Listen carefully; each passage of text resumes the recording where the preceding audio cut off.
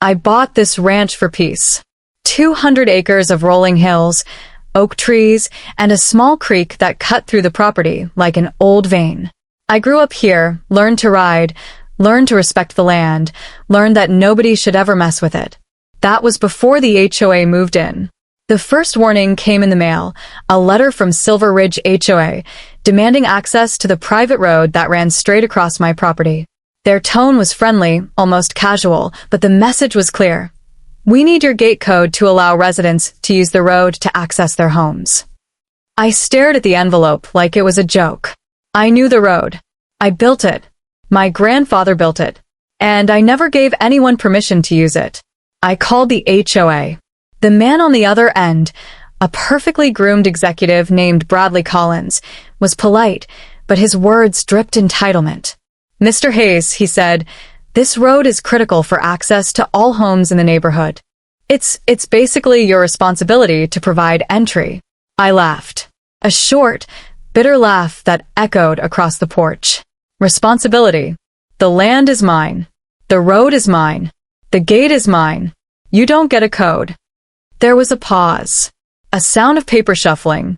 Then, as if reading from a script, well, sir, the HOA might be forced to pursue legal action if we cannot gain access. I hung up, and then I drove down the road to see for myself. The road was paved. Smooth asphalt cutting across my property.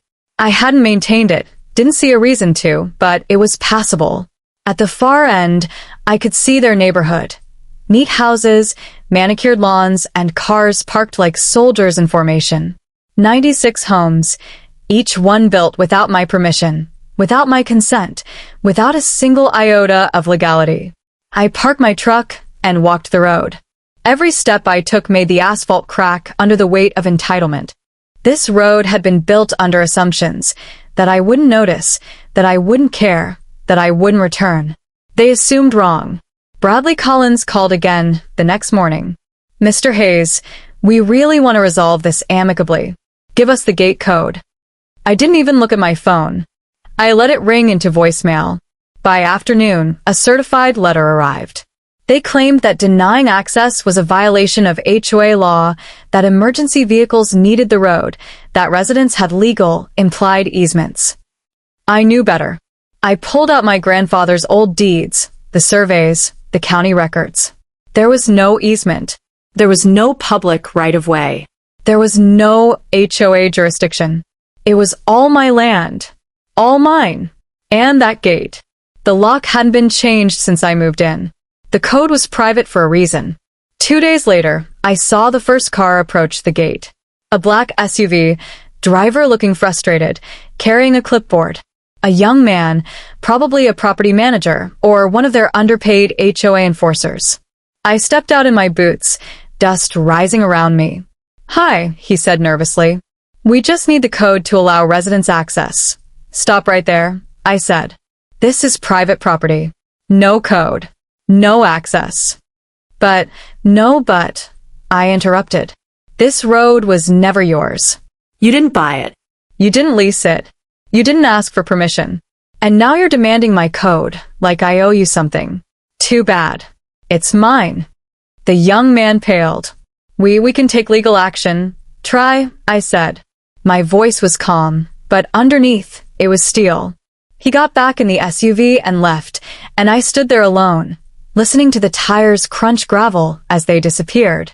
I knew the war was about to start. The first threats by the end of the week. Things escalated. Letters, emails, and voicemails piled up like a storm warning. Each one claimed that I was interfering with access, that I was putting residents at risk, that I might be personally liable if someone couldn't get to their home in an emergency. I ignored most of it. But one thing changed everything. They started showing up in person. Groups of 3, 5, sometimes 8 people. They stood at the gate, pointing, demanding, trying to intimidate me into submission. I didn't flinch. I hired Maria Delgado, a sharp property lawyer who didn't take nonsense. She reviewed everything: deeds, permits, HOA bylaws, county records. Within 2 days, she confirmed exactly what I already knew. I owned the land. I owned the road. I had every right to deny access. With her guidance, I prepared my response. Notice to HOA, they could no longer demand access or gate codes. Emergency access. Only official authorities were allowed, verified, documented, and legal.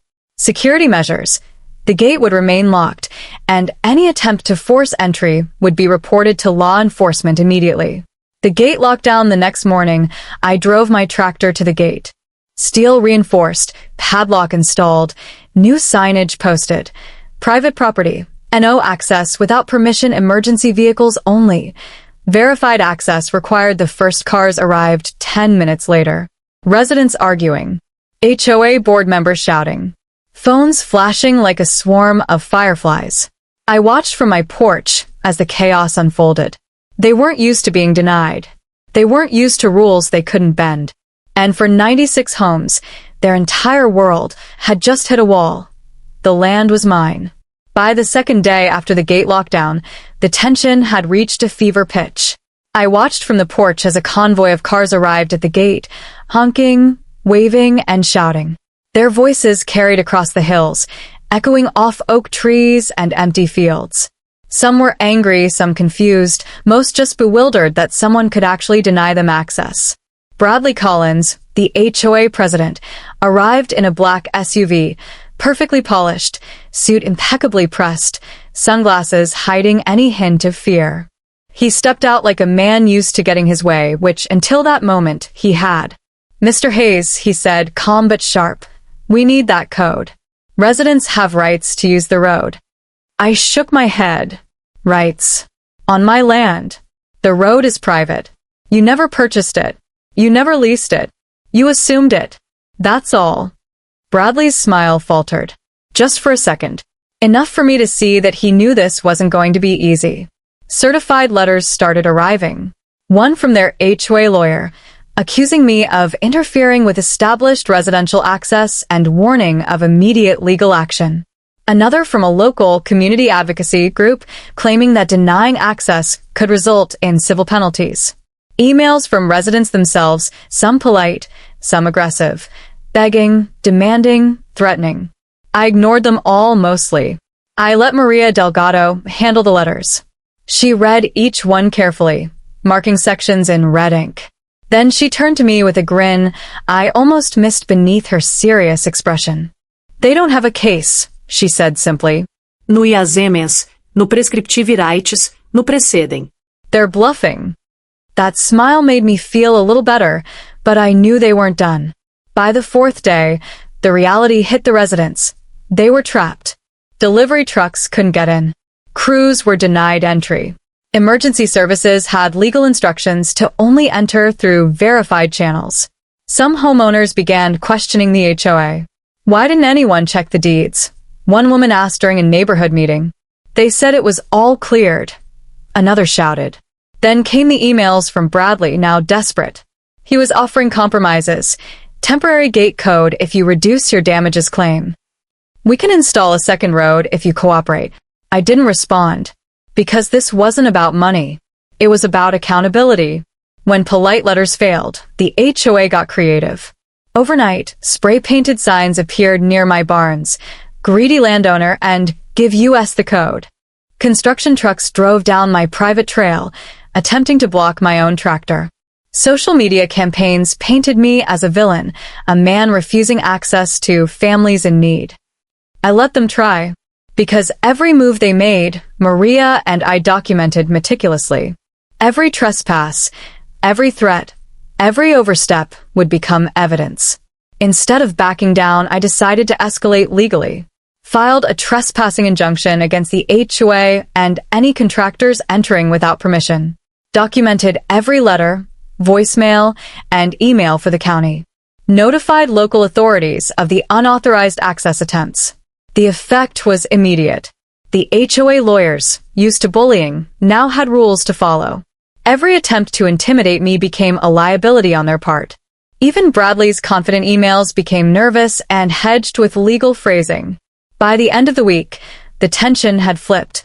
They were the ones on the defensive. The residents start turning against the HOA, then the unexpected happened. Residents started contacting me directly. "We didn't know," said one man, frustrated but polite. "We trusted the HOA," said a young woman, tears in her eyes. They were slowly realizing that their so-called neighborhood leadership had failed them spectacularly.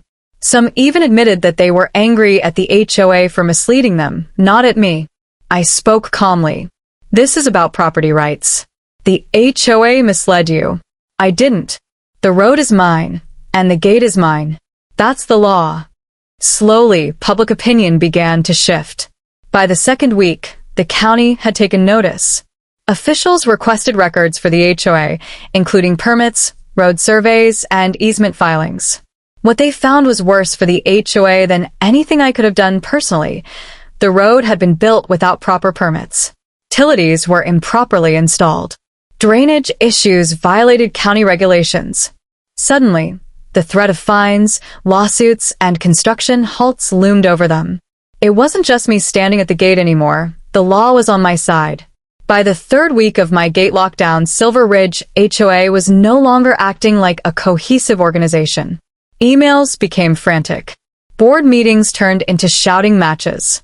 Bradley Collins, once the confident face of authority, had disappeared entirely. No calls, no emails, no messages, as if he had sensed the walls closing in and quietly retreated. The residents, initially furious at me for denying them access, were now starting to see the bigger picture. Inside the HOA's emergency board meeting, tensions boiled over. One board member shouted, "We did everything by the book." Another whispered, "We ignored the surveys, but nobody would notice." The reality was stark. They had built an entire neighborhood on private land they didn't own. They had assumed access would be granted automatically, an egregious assumption that was now their downfall. Emails leaked internally, showing phrases like, "We'll deal with Hayes if he ever comes back." "The county won't push unless someone complains." The residents began seeing these leaks. Social media posts spread them across local neighborhood groups. The public began questioning the HOA's legitimacy. One by one, residents began contacting me. "We were misled," an older woman admitted. "The HOA never told us the truth." A young father said, "We trusted them. Can you help us?" I spoke calmly and plainly. "This isn't about revenge. This is about accountability. Your homes were built under false assumptions. The road was illegally placed. And now it's your HOA that's responsible for fixing this." Some residents were angry, not at me, but at the board. They realized they had been caught in a system designed to protect leadership, not families. With Maria Delgado's guidance, we escalated legally, filed notices with the county regarding unauthorized road construction and easement violations, documented all trespassing attempts and threats for civil litigation, informed the HOA and the developer that every misstep could lead to personal liability. The county quickly got involved. Inspectors showed up, checking every road, every utility line, every permit. What they found was disastrous. Roads were improperly graded. Fire lane widths didn't meet code. Utility lines crossed property lines without authorization. Suddenly, the HOA had more to worry about than me. The county could halt construction and even fine the board personally. By the fourth week, a new legal representative for the HOA reached out. "We are willing to discuss a settlement," they said. The residents were eager. They wanted a resolution, legal access, proper roads, and some assurance that their homes were secure. I didn't immediately accept. My conditions were clear. Proper access must be rerouted on legal land. Damages for trespass, land use, and disruption must be paid.